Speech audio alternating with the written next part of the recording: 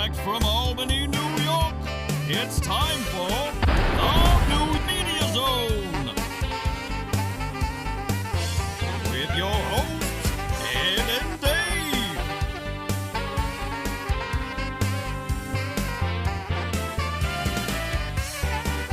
And now your hosts, Ed and Dave. Hello and welcome to the New Media Zone, and Dave here, and Dave with you. Another special episode. You know, there's no movies to do these days. Not yet. They're coming. We are going to do a recap show of what's coming and all the DVDs coming up, but this is a special farewell to Pier 1 episode, a store that we worked at for many years. Now, it was first producer Jim, Right. because his cousin Mm-hmm. was the manager. Mm-hmm. And then I think you worked there. Yep, he And had then- left and said there was an opening. And then I don't know how I got in there, but I got in there at some point. Mm-hmm. So we're going to go through. We had a lot of decorations for our high school show. We got a wicker basket. We should have got a glass head. I didn't have the glass heads. Apparently that was the problem. They stopped selling things like the glass heads. Someone has one on eBay for $250. And you have the Pier 1 sticker. The heads were big sellers. And what would Don, the manager, usually say? He would say, one time I questioned him, and I said, what a weird item to have. We have these weird glass heads. Oh, yeah? Let me tell you something. Those glass heads, they're flying out of here. I wish I had gotten the head. One of the heads. We need to also make mention of the fact, yes, it is a farewell because Pier 1 has announced they are going out of business, bankrupt. Goodbye. It opened up in 1962 as Cost Plus. Oh. And it catered to hippie baby boomers with love beads and incense. Oh. They still sold that stuff along with the natural nail file. I do have that down here. I actually have one somewhere. I was trying to find it. I always thought Pier 1 was well known for its Papa-san chairs. And then later the Mama-san they added because I guess the Papa-san was bigger, right? Yes. And the Mama-san was slightly smaller. Mm-hmm. Okay. That was for the mama and the papa in the big chair. Right. 1966, they renamed it Pier 1. And they sold candles and vases and picture frames. All the fun stuff that we came in on. Now, I started there in 1983. And I had an eventful first day. Uh-oh. Earlier in the day, it was one of those auto shows Uh-huh. that came to town. And this one, Judy Landers, was at. Why don't you hold that up over there? Let me hold it close to my camera. Yes, Judy Landers was appearing at the car show. So I said, even though this is my first day at Pier 1, I have to get over and see Judy Landers, who I enjoyed from BJ and the Bear and what was that? Mama's Place or whatever it was. Remember the puppet, Mama? I don't. She was on that. And there's a What lovely an outfit. Holy mackerel. some outfit. And she's wearing something weird. No. What's that? No. No, just, Oh, me. her outfit is, yeah. That was my typical yes, that was yours. flannel shirt of the day, I think.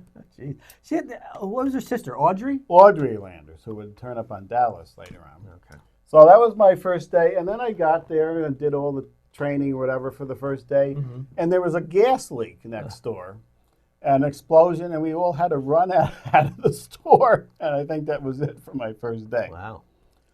So that was my first. What year did you start? Do you remember? No.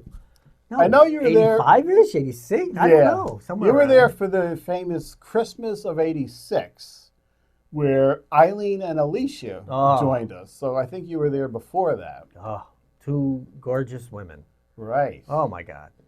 Don't get me started. Don't get me started. Just to look at them was just, I don't know. I can't describe it. It was just a gift to to look at their aesthetic beauty. Just their beauty. Tell me they weren't beautiful. Oh, they were both. Oh my God, stunningly beautiful. Now both, because Yes, if both. we talk about one or the other, there's trouble. But they were both equally There's trouble. They were both incredibly beautiful, but one was a blonde, one was a brunette. Right. And stunningly beautiful, both of them. I might have some pictures to insert. I would take pictures of Alicia, who was doing some modeling in the lovely Pier 1 attire and furniture. I think I have a few of those. So yeah, that was when you started.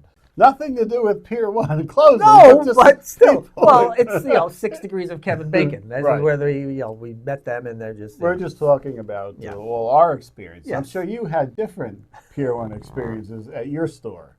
Ours was one of the first stores, I think. It was on Wolf Road, one of the original ones. And there's two others kind of in the area now. Well, now there's none.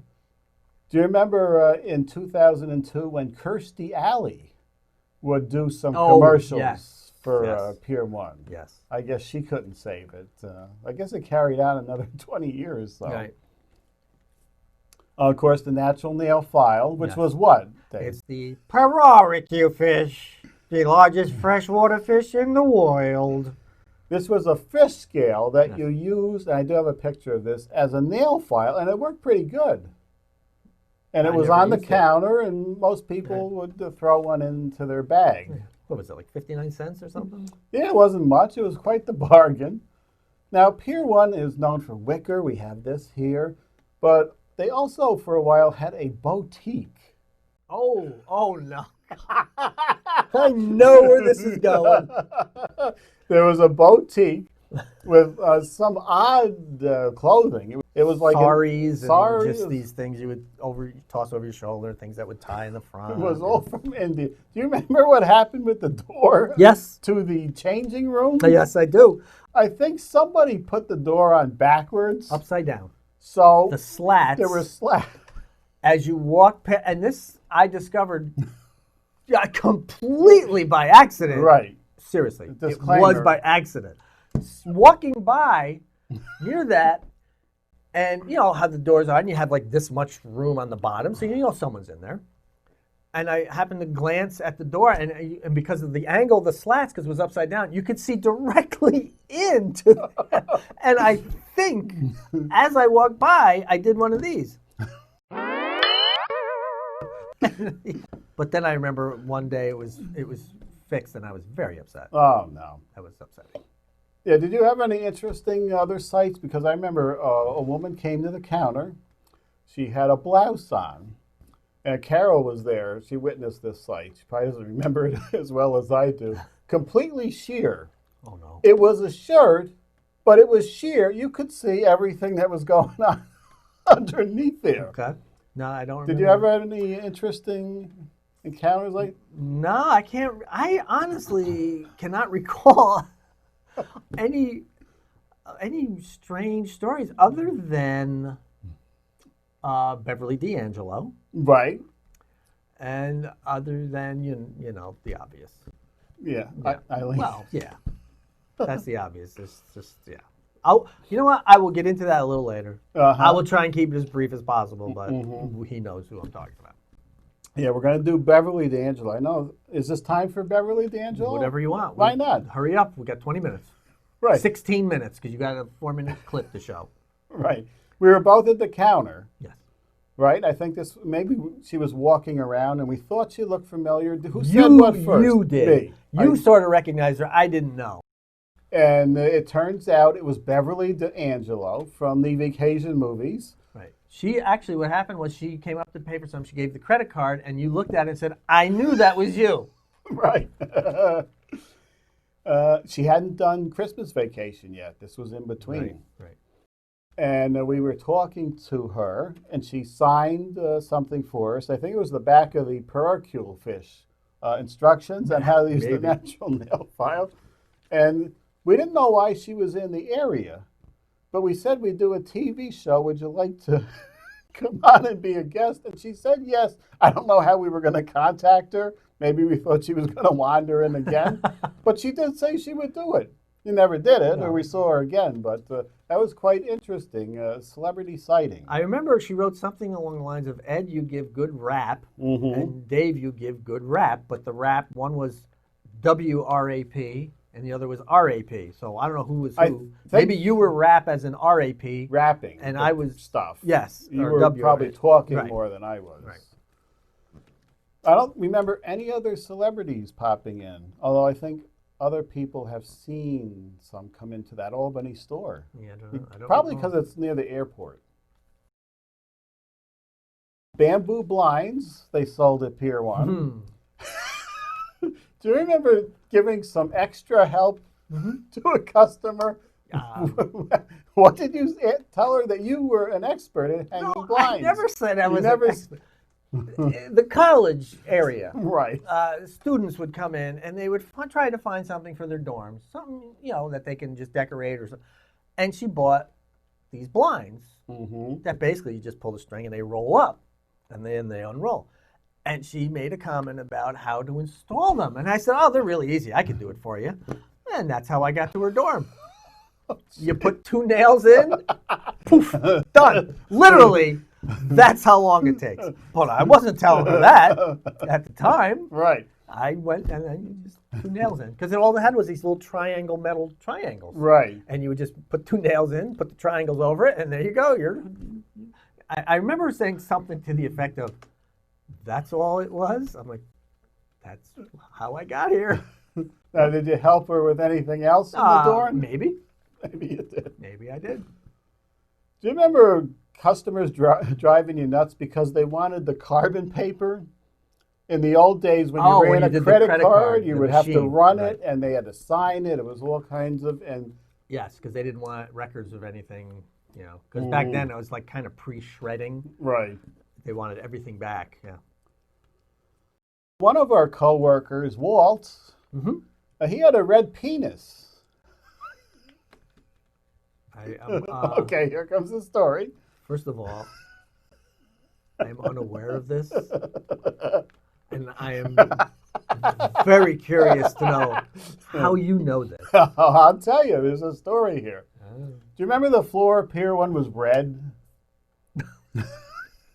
Yes. I don't think you were ever in on any of the painting parties we had when we had to paint. Please tell me he did not paint the floor.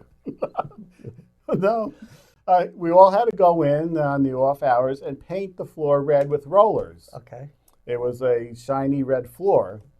So Walt went into the bathroom while we were taking a break, and he comes out and he says, "I got a red penis."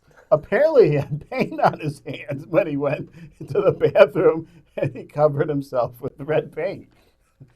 We had the radio on in Pier 1 while the shoppers, and usually an older crowd, older ladies. Yeah, it wasn't a hip crowd there. And I don't know if there was any, what stations you had to have on. You put the light channel on. But somebody had 92 on one day, and there was George Michael's "I Want Your Sex" blaring across the radio. I'm just out there looking at all these ladies are shopping. "I want your sex. I want your love." And nobody complained or anything. I guess they enjoyed it out there. Or they couldn't hear it. They were elderly. We had Oh no, not the Alicia dance. I did put out a request to Alicia to recreate the Alicia dance. And she probably did not do that. And as of airtime or tape time, she did not do it, although we do have a couple weeks until the show is done. What was the Alicia dance, though? I think it was the originator of twerking. I think it was. She was, it was just, she kind of just in her beautiful, sexy way. It wasn't overtly sexual. It was just this cute little move that she would do, which was really. Do you remember the song that usually? No, I don't. Anytime "Respect" came on. Oh, was it? Okay. It was. That's when usually the dancing started. Okay. And we called it the Alicia dance. And a couple of years when I saw her on Facebook, I asked her I said, "We always enjoyed when you did the Alicia dance." She didn't remember it, did she? No clue what the hell that was. Well, we remember the Alicia dance. Yes, we do. Do you remember there was somebody came around with a snack system? No, I don't remember that. It yet. was a box of snacks Mm-hmm. and all kinds of chips and things for the break area. Okay. And it was on the honor system. Oh God, there is no honor. There was no honor of any kind because there was a slot you would put the money in when you took the snack out. It was a cardboard box. Right. Okay, I do remember that. And do you remember what happened about 2 weeks later? Was it gone? The honor box was removed from the store. There was no honor. And there was no candy or snacks. And there was no money. No. Okay. Nothing was there. We were all kids, weren't we? Well, kids, we were in our early 20s, right? Yeah. I mean, who's going to... just take the snack. I steal stuff from Ollie's all the time. Do you remember the horrible whenever somebody wanted the grass mats? They were 6 feet long. Sell them at Ollie's. Do you have outdoor, those? the outdoor carpets? Yeah. Yeah. 6x9, 6x12, 6x15. No, but you had to cut these. Yeah. They rolled out, Yeah. and then you cut what they wanted. Right. You have that at Ollie's? We have runners, not those mats. Those mats would be easier to cut. These are actually like carpet runners that we would have to cut. Oh. But they don't give you anything to cut it with. You have to use your own blade that they give you. So the floor back there is all sliced up from running the blade across it. But Yeah, I remember those were a big mess, though. They always were. Oh, they unraveled and Unraveled. the pieces would come off the edge. Yeah. People were asking for discounts because it was falling apart before it hit the counter. Well, you get what you pay for. Now, there was one incident with a paper bag. This is timely for today because Yes. we were just on the verge of switching to bring your own bags, which I'm surprised I was not I enjoyed the bags, bagging my own. I do too. Oh, just as an aside, Uh-huh. prior to this taping, I went to a local store, Price Chopper, and they're still giving you the plastic bags. Uh-huh. They will happily bag those, but of course they won't bag if you bring your own bag, Right. Because they don't know if you licked it, coughed on it, COVIDed all over it. Who knows? So I go there. The woman in front of me, plastic bags. There guys bagging it. I come up. I put my bag down at the end. The guy didn't walk away. He just turned his back towards me the whole time while I bagged my own items. It was very odd to see him just turn his back. He could have watched me do it. It would have been, but he turned his back as if I was getting, You were one of the unmentionables. disrespectful dirtbag bringing in my COVID bag or something. But this is the same bag prior to this coronavirus that they thrilled that you would bring in. Right. And they would just jam. Is it okay? Can I put as much in here as I want? Jam away. Now it's hands off. I can't touch it. I mean, I understand why they're doing it, Yeah. but it's just kind of funny to see. Make up your minds. So back in the Pier 1 days, we had paper and plastic bags. Yes. And there was a choice. I think we usually handed out the plastic unless somebody demanded the paper. And there was an incident that I was involved with, and Rick. So Rick kindly recapped the story on video, and he's going to relay it right here. Hello, Pier 1 Imports, ex-employees. Everybody's an ex now. Doing a little quick story here that I'd put on Facebook for Ed a few weeks ago. And it was about, back in April, we had our 50th anniversary for Earth Day. And by the way, I'm here with my friend Pat Zarpentine, who's better do a good job of this. And so we had the 50th anniversary of Earth Day, and it reminded me of something that I tell this story all the time whenever it comes up. I was at Pier 1 at Wolf Road in Albany for Earth Day, and was ringing up a customer, a young lady, and they were coming up the 20th anniversary, and everybody was, everywhere you went, would you like paper or plastic? Paper or plastic? Of course, I always want plastic, because I'm sort of a hydrocarbon sort of guy. But anyway, there we were ringing customers out, and I was ringing a young lady, and Ed Rodriguez was standing beside me. Now, Ed, of course, is, all of you know, very quiet, kind of a dry, wry sense of humor. He did a TV show, still doing his TV show with Dave Ragone. And Ed was kind of into horror movies back in there, the way I remember you, Ed. And you probably still are. But they do all kinds of reviews for all kinds of movies. So Ed is just this guy who's just always got a smile on his face. Kind of just this benign smile. And I was ringing up this young lady, and Ed was bagging. So I start ringing up the items. Ed shakes up a plastic bag and starts putting everything into the plastic bag. And this young lady suddenly just said, "No!" And Ed looked up at her and kind of looked over at me, and I looked at him. We didn't know what she was on about. So he just quietly continued to put stuff and got another plastic bag out. I said no! And at that point, she started on this rant about, you should be giving me a choice between paper or plastic and all the evils of plastic and all of this stuff. So Ed, being the quiet sort of guy with that smile, didn't say a word. I kept ringing. Ed took everything out of the plastic bag, put the plastic bags down, pulled out a paper bag, and he started filling the paper bag. I'll use my Tim Hortons bag. Started filling the paper bag with her merchandise. All wrapped up, carefully putting it into the bag. And when we were done, took her money, got her all rung up, and Ed took the bag, never said a word. And he folded it like this, kind of like your mother used to do when you do your brown bag lunch. Folded it over like that and creased it. And with both hands like this, picked it off the counter and said, "There you go, ma'am. There's your dead tree." And I lost it.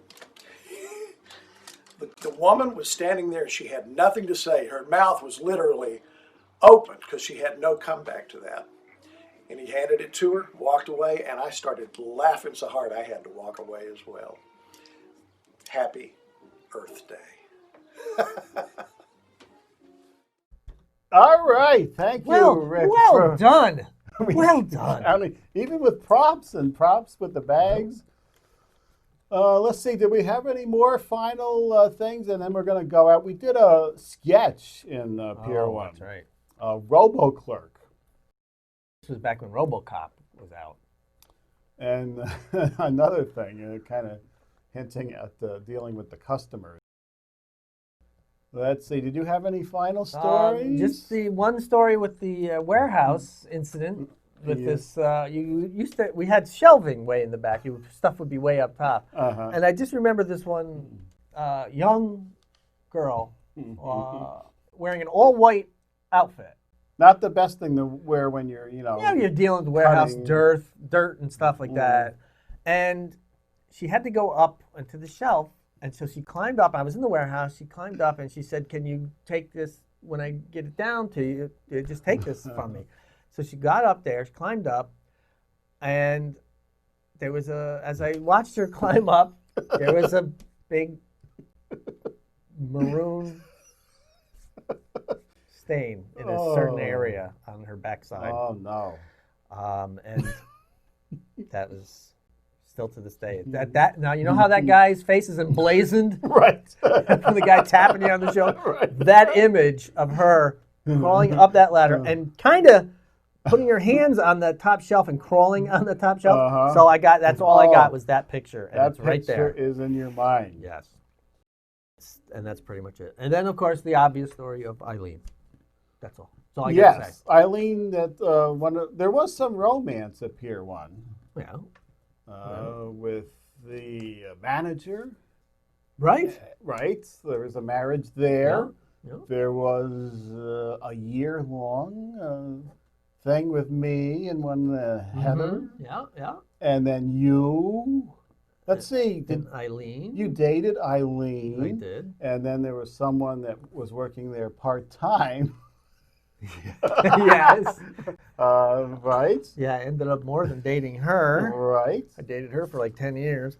There was a New Year's party. The And story goes, and I know this because I was there, mhm. we slept on the floor. Now I was there with Heather, but we left at a decent hour. We left at a decent hour the next day. Right. But we slept on the floor, Eileen and I. Uh-huh. A lot of drinking. And I remember we're laying on the floor, and Alicia comes out, and she said something to the effect of, I may be paraphrasing slightly, but it's pretty accurate. Eileen, why are you over here and your bra is over there? Well, there's a reason for that. But yes, and then, Yeah, fun parties. Don would have parties, Yep. summer parties and Halloween parties, where another odd sight we saw was a man who was a rock singer or something. There might have been another thing you saw. Yeah, I saw another thing.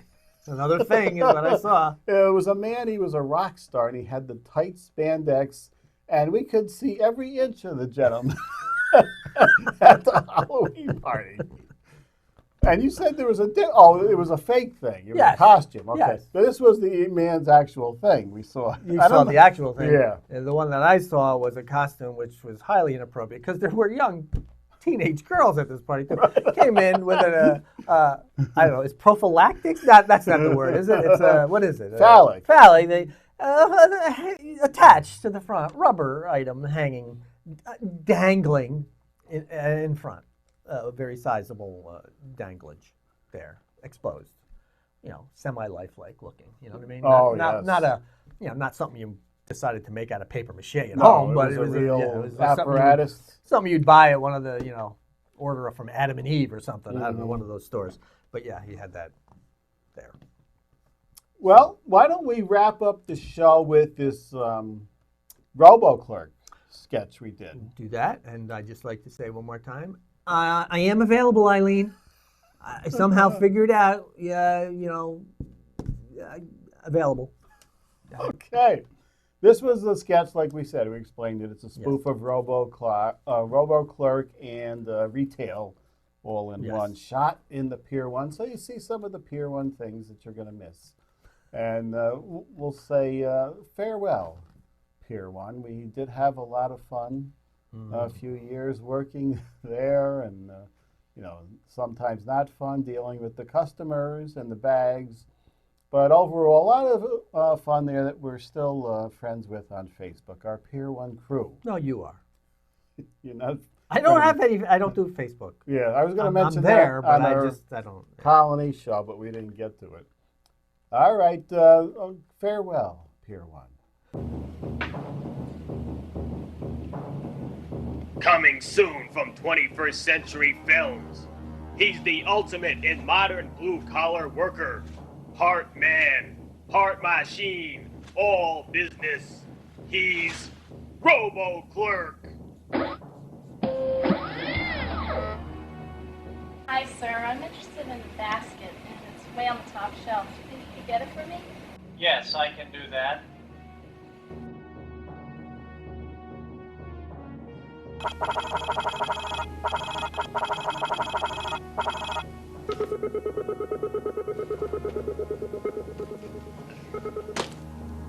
Here you are, ma'am. Thanks, but this isn't really what I wanted. Sorry.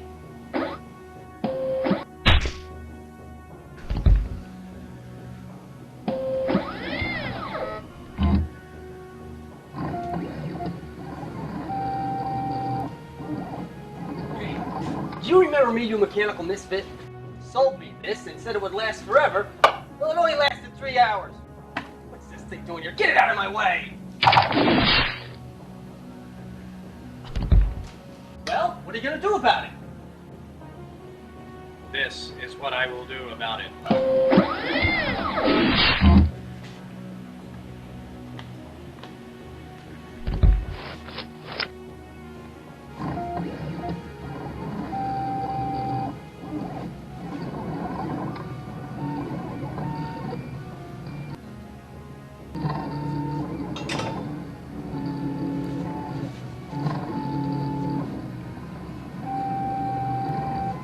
Who needs assistance, please? Robo Clerk, modern management's most modern and tireless worker. Robo Clerk, when customer relations just aren't enough.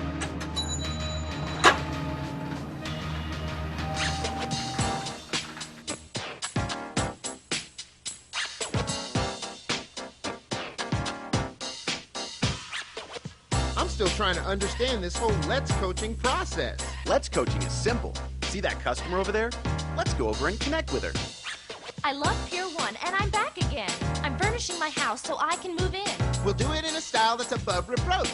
Getting it right, working with a Let's Coach. All your merchandise really makes me smile. There's perfect stuff on every aisle. The key to the sale is to make a connection. Why not start with a humorous question? Are you resting or testing? Well, actually, a little of both. Let's connect with the customer. Let's make a sale. Let's engage the customer. Let's make a sale. Let's connect with the customer. Let's connect with the customer. Let's make a and sale. make a sale, y'all. Let's engage the customer. Yeah, and make a sale.